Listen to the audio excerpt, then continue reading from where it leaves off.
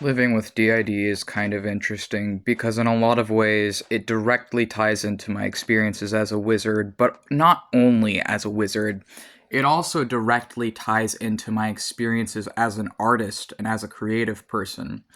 And for me, I feel like what my brain has essentially done to survive is it has decided, starting in very early childhood, that okay, none of the adults around us are capable of taking care of us, or were capable of taking care of us when we were a small child. Um, through a lot of shadow work, we've come to the conclusion that we probably started to develop the idea around 4, or we've probably been split since about 4 is our current opinion on when we developed DID. Um, and our brain just decided, okay, so like the people around us aren't capable to be our parents or like capable of taking care of us, so we need to make people who can take care of us. And so my brain made up people, like literally just fucking made people to take care of me. And the first one was a being named Scared. And my cat, who is not actually my cat, but my ex's cat, is on my bed, making it hard to film.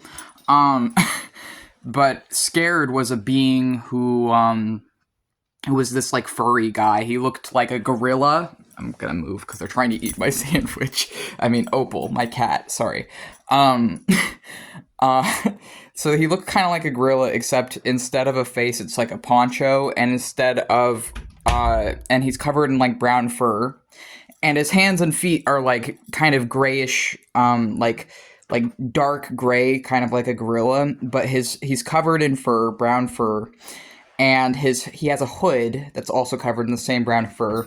And then his face is just like a fencing mask or like a tennis racket material. And his name was Scared, and he was our first, I guess, protector. And we were told he was an imaginary friend, but looking back, I don't think he was an imaginary friend. I think he was our first DID headmate.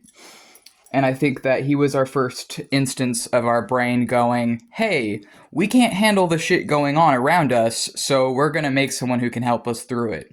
And I think Scared was probably named Scared because he was an emotion holder for our fear, as well as a protector and a defender. That later became integrated or reabsorbed by our subconscious, so he no longer exists because he became reabsorbed by the whole. So he's, a part of, I guess, us now. Um, that is no longer like able to speak for itself because it's just subconscious. And so I think that was like when it started, really. I think that's like the first time. And then for a while we were like kind of forced to suppress it, and we also didn't know that we were a DID system, and we just sort of hid it and tried to hide ourselves as much as possible to mitigate the abuse that we were experiencing.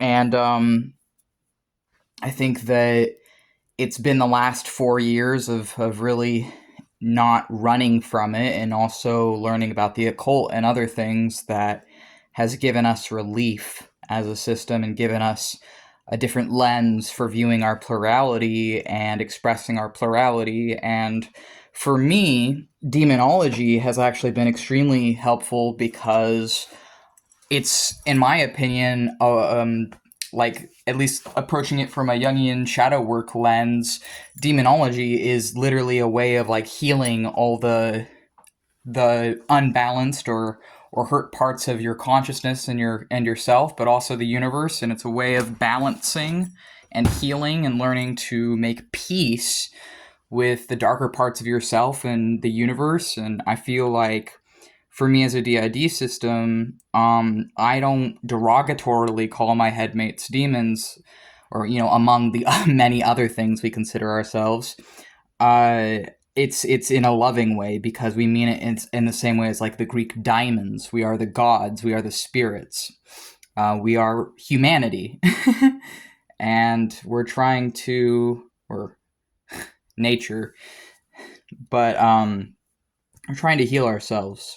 And it's really, really hard when you're living in a world that just repeatedly kind of traumatizes you for your entire life, where your brain has decided that the only way to survive that is to just continuously kind of split off teachers and to make yourself teachers who can help you in the ways that the humans around you have wholly and utterly failed to.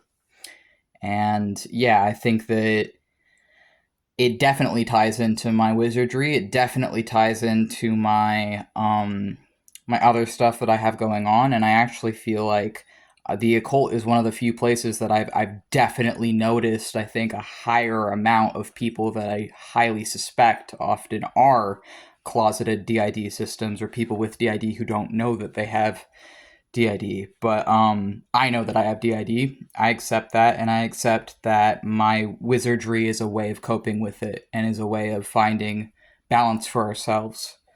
And for me, my gods and my spirits are definitely overlapped with my headmates.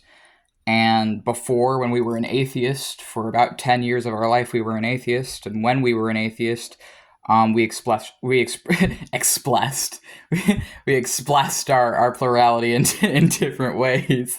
And it would come out more, I think, in our writing, in our art, in our creativity, where it was safe to express it. But then when we started doing witchcraft, it's exerted itself in different ways, certainly. But the way that we see ourselves has definitely changed over time for all of us. And it's easier to live when we can when we have a way of like viewing